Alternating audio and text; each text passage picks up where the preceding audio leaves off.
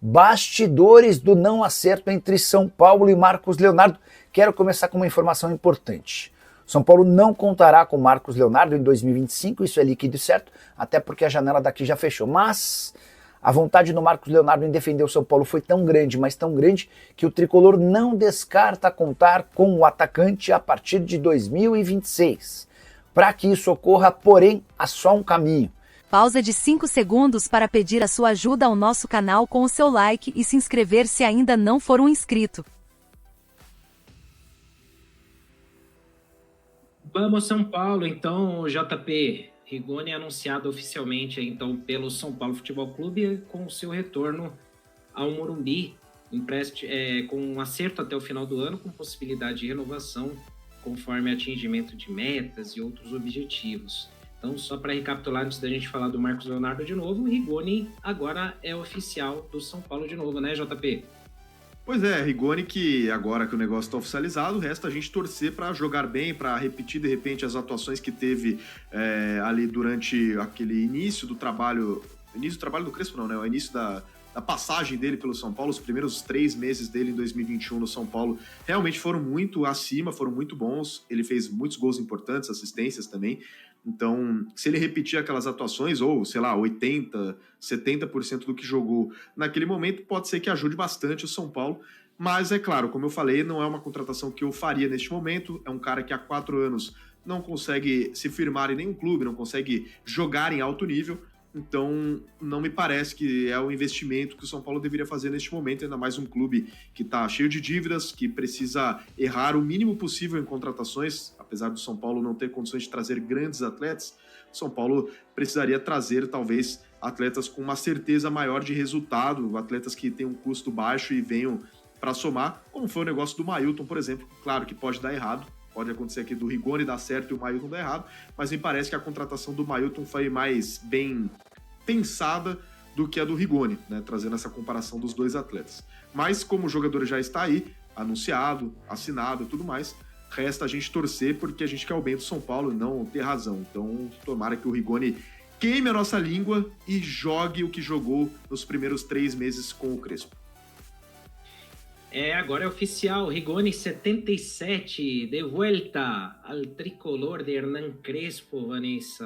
Já teremos aí Rigoni aí no time do São Paulo, então, aí novamente, né?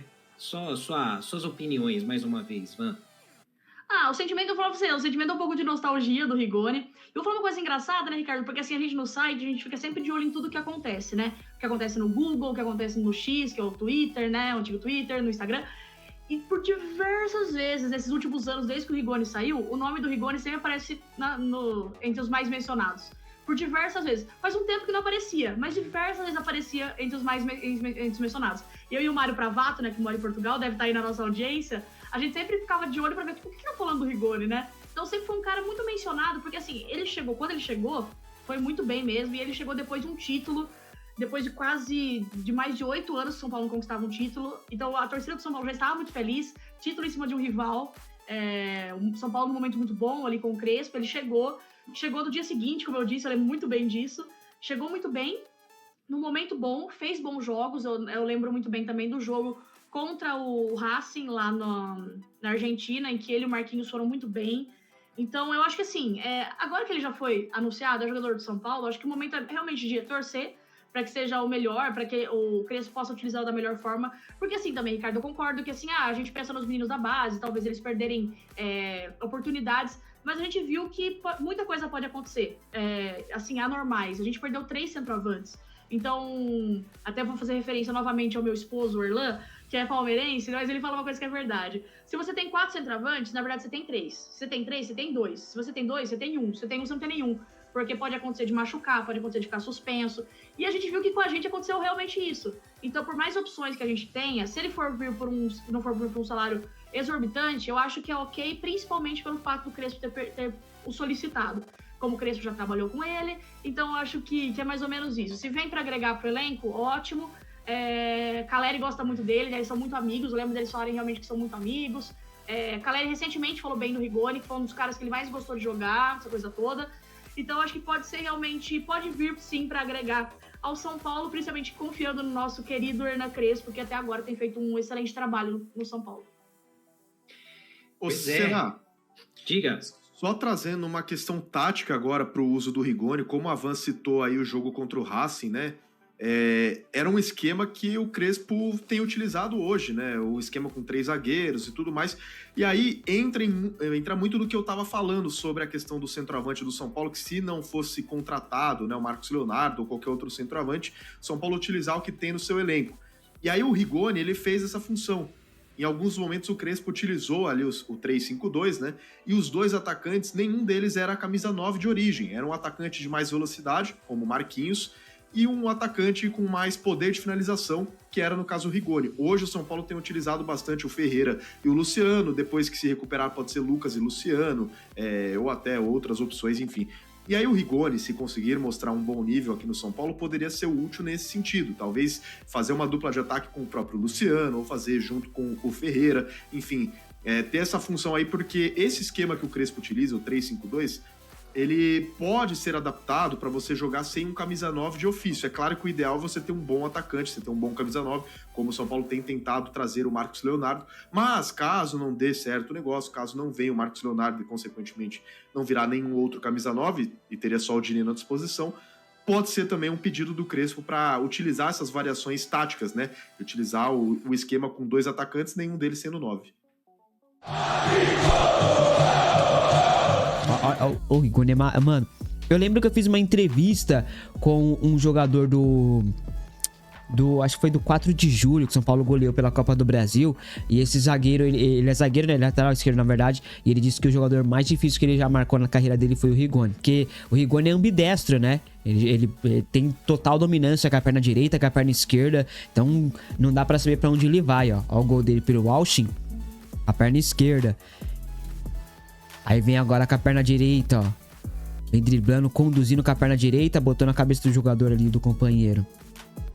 Ó, agora com a perna esquerda. Ele tem total predominância com as 2 pernas, né? É um grande jogador, o Rigoni. Teve sua melhor fase no São Paulo do próprio Hernan Crespo, mas depois que saiu daqui, depois que o Crespo saiu do São Paulo, em 2021, o Rigoni não jogou mais bola, né? Olha, com a perna esquerda, tá vendo? Ó. Você vê que ele não é aquele jogador que tem habilidade com as 2 pernas, que conduz com uma só, mas ele tem bom passe e bom chute com a outra. Não, ele conduz com a perna esquerda, conduz com a perna direita, cruza com a perna esquerda, cruza com a perna esquerda, finaliza com a perna direita, finaliza com a perna esquerda, tá ligado? Ele cobra escanteio com a perna esquerda, cobra escanteio com a perna direita. É um jogador diferente, né? Tomara que realmente reencontre seu bom futebol. Rigoni é do São Paulo. Já pode cravar, rapaziada. É do São Paulo, tá? O anúncio oficial vai acontecer a qualquer momento. Ó, tá vendo? Viu ele cruzando com a perna esquerda? Fazendo cruzamento, cobrança de escanteio com a perna esquerda, tá ligado? Aqui ele pelo Austin FC. São Paulo vendeu o Rigoni pro Austin FC por 20 e poucos milhões de reais. Ó, o cruzamento com a perna direita aqui, ó. Rigoni recebe, toma de esquerda. Rapaz, se o Rigoni reencontrar o futebol que ele jogou com o Crespo aqui em 2021, irmão, é titular absoluto e ninguém segura.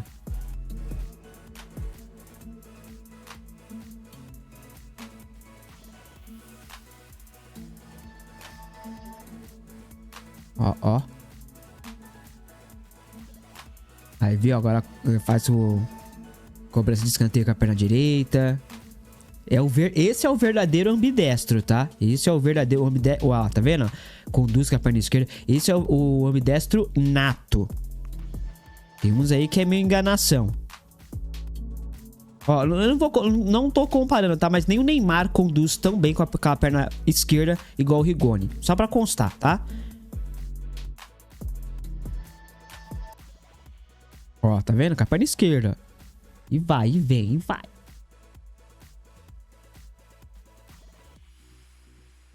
É isso, rapaziada. Ele aqui pelo Austin FC. Agora a gente vai ver os lances dele com o nosso manto, né?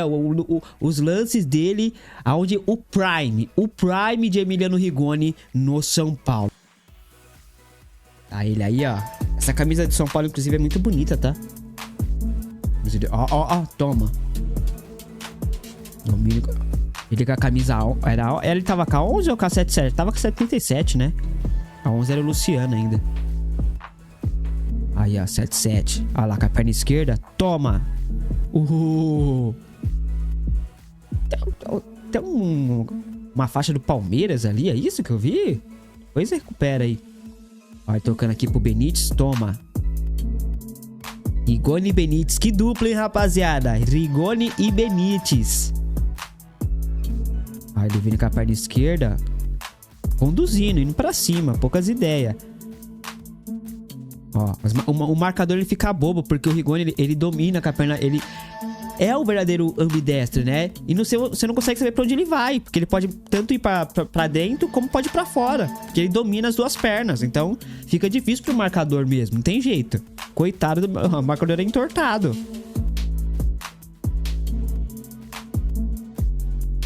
Ai, de cabeça também. Ó o Éder, grande Éder, hein? Éder que agora é empresário de jogador, já tem até jogador dele no São Paulo, viu, rapaziada? Pra quem não sabia, tem. Aí, a Rigoni, tá vendo, ó? O marcador... Ah, esse aí é do 4 de julho. O marcador não sabe pra onde vai. Eu acho que foi esse marcador lá que apareceu que eu entrevistei no canal do Beijo. Aí na Libertadores contra o Racing. Nossa, passou como quis, tá vendo? Não tem como você saber pra onde ele vai, mano. Ele pode ir pra qualquer lugar, qualquer hora. Você vai ser entortado, essa que é a verdade. Isso é um... Ó, tá vendo? Ó. Aí, ó. Ele tá com a perna... Ó. O cara tá achando que ele vai acordar por dentro, mas não vai, ele vai pra fora. Pra perna de fundo, faz o levantamento, aí o gol do Pablo. Pablo! Ó lá, agora ele vai por dentro, ó. Com a perna esquerda. Tá vendo? É espetacular, cara. Eu gosto do Rigoni, viu? Eu gosto muito do Rigoni. Nossa, aí tá vendo? Viu? Mais uma, ó. Aí, ó. Tome-lhe.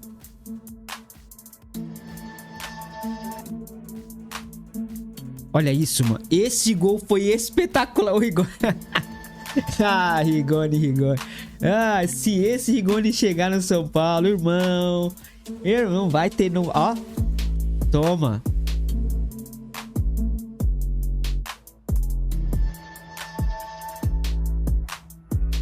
Pô, esse São Paulo aí poderia ter ido mais longe na Libertadores. Aqui a gente pegou o Palmeiras e o Volpi entregou aí no jogo de ida e acabou que deu ruim depois. E se o Pablo não tivesse perdido o gol na cara, né? Não tivesse isolado lá no Allianz Parque, a gente tava na final da Libertadores, com toda certeza. Uma das Libertadores mais fáceis que a gente teve. Aí, ó. E na madrugada de terça para quarta, a torcida do São Paulo ficou numa expectativa muito grande de conseguir registrar ou de conseguir a cessão por empréstimo do atacante Marcos Leonardo, aquele mesmo revelado pelo Santos, que fez muitos gols na temporada passada no Al Hilal, que fez um bom Mundial de Clubes, né, uma Copa do Mundo de Clubes da FIFA, e o São Paulo tinha o objetivo de conseguir o Marcos Leonardo por empréstimo pelo menos até o fim do ano. E aí o São Paulo se mobilizou durante toda a terça-feira, durante até a noite de terça e já madrugada lá na Arábia Saudita, mas no fim o clube não conseguiu fazer essa transação. A janela de transferências do mercado do futebol brasileiro fechou ontem, dia 2, 23h59.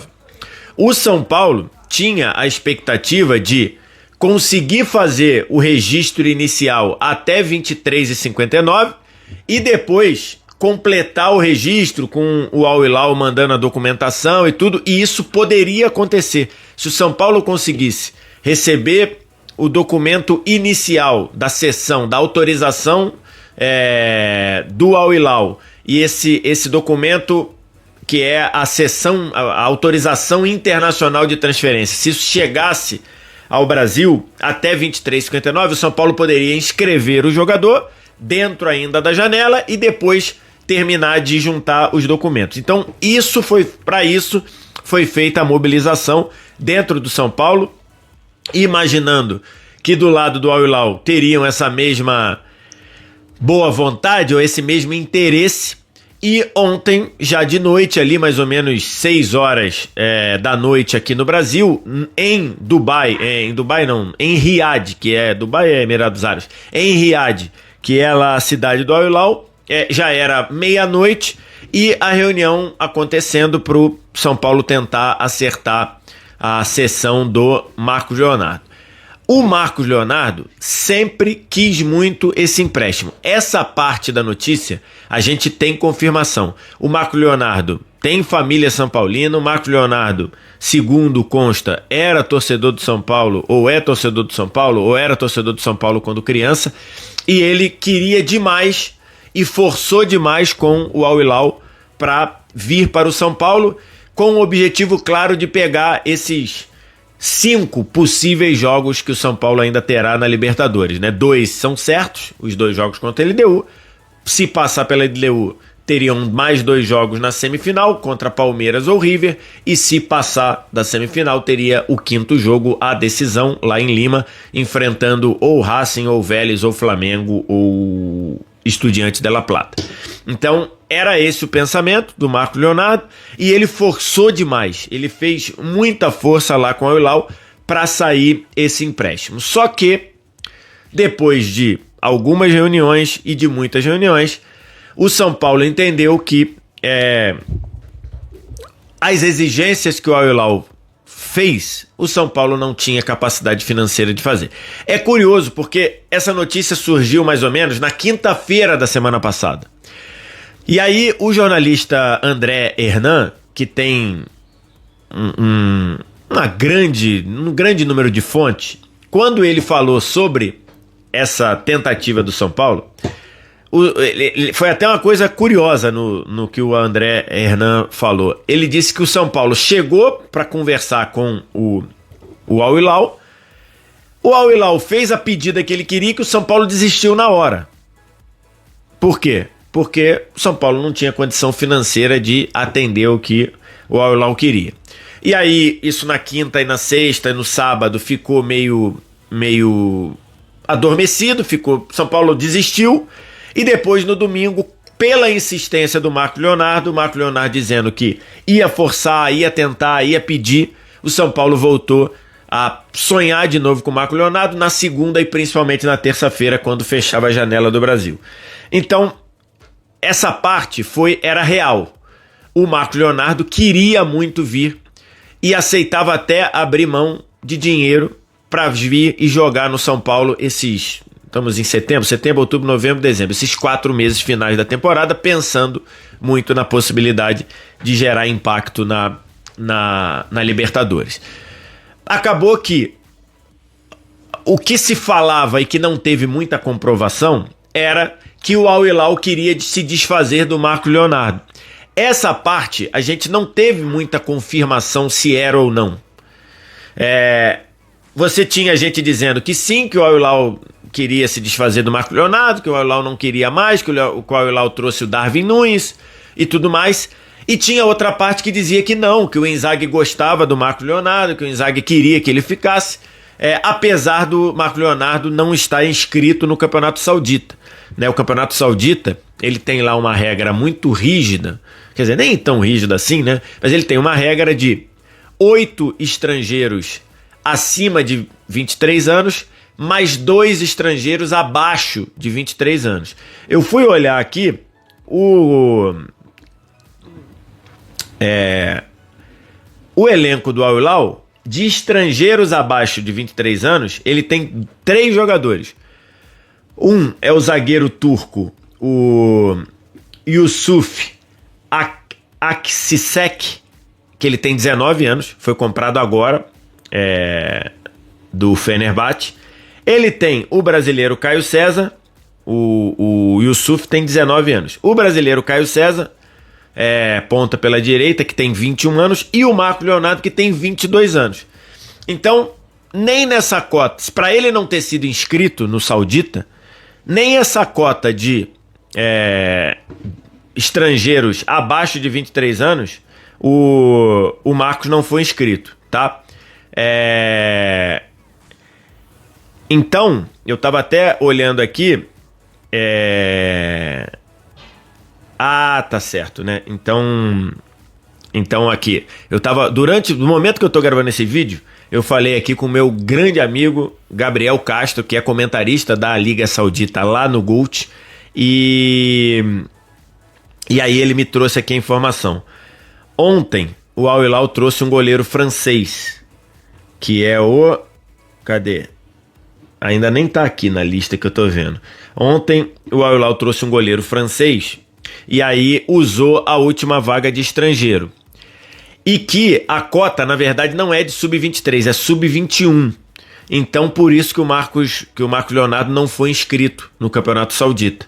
O Caio César, que tem 21, foi inscrito. O Yusuf, o zagueiro turco, que tem 19, foi inscrito. E o Marcos Leonardo não foi inscrito. E, aliás, tem 2 brasileiros que não estão inscritos no Saudita. Um é o Marcos Leonardo, o outro é o Renan Lodge. Renan Lodge também não foi inscrito no Campeonato Saudita porque o Al Hilal contratou o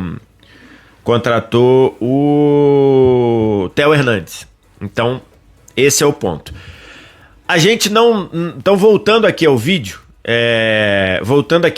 do Marcos Leonardo, a gente tinha a confirmação de que o Marcos Leonardo queria vir, mas não tinha a confirmação de que o Al Hilal queria se desfazer do jogador a qualquer custo. Porque uma hora dizia que o Al Hilal não ia querer o Marcos Leonardo, outra hora dizia que o Inzaghi queria ter o jogador, apesar de não ter inscrito ele no Campeonato Saudita. Esse é o ponto. O Al Hilal tentou vender o Marcos Leonardo para outros clubes e o Marcos Leonardo disse que não queria sair. Até porque ele queria, com essa postura, forçar uma ida para o São Paulo. Foram feitas as negociações, o São Paulo queria pagar só uma pequena parte do salário do Marcos Leonardo. O Marcos Leonardo ganha 400 mil euros por mês. 400 mil euros, arredondando, dão 2 milhões e 700 mil reais.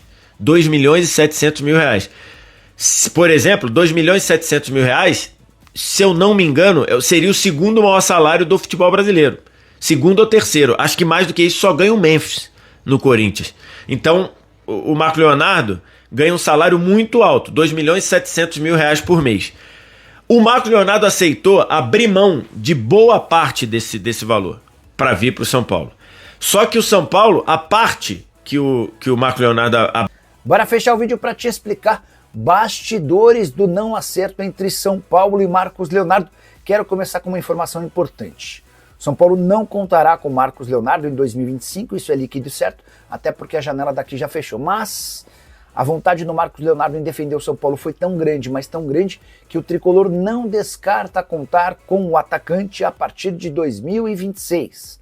Para que isso ocorra, porém, há só um caminho: que o Marcos Leonardo consiga na FIFA a rescisão do seu contrato. Ele está muito irritado com o time saudita, que não facilitou a transferência. O desfecho dessa negociação, que havia começado na semana passada, só se deu às 10h15 da noite dessa terça-feira, ou seja, a 1h45 do fechamento da janela de inscrições. São Paulo fez uma força-tarefa, reuniu dirigentes no CT e se manteve durante a madrugada na Arábia Saudita com dirigentes do Al Hilal.